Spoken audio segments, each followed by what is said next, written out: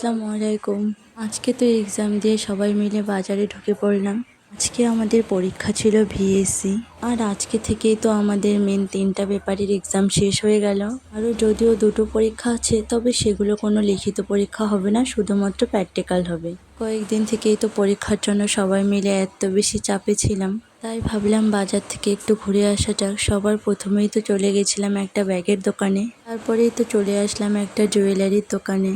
আর এখান থেকেই আমার মায়ের এই কানেরটা নিয়ে নিলাম।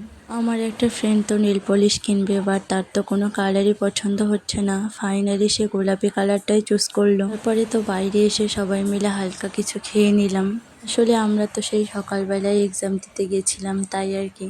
আর আমার এই ফ্রেন্ড তো ছোটবেলার মতো আইসক্রিম খাচ্ছিল, একটু ভিডিও করেছি বলে অনেক বেশি রেগে গেছে। পরে তো টোটোয় উঠে পড়লাম বাড়ি আসার জন্য। তো আজকের ভিডিওটা এই পর্যন্ত। সবাই সুস্থ থাকবেন, ভালো থাকবেন। সবাইকে আল্লাহ হাফেজ।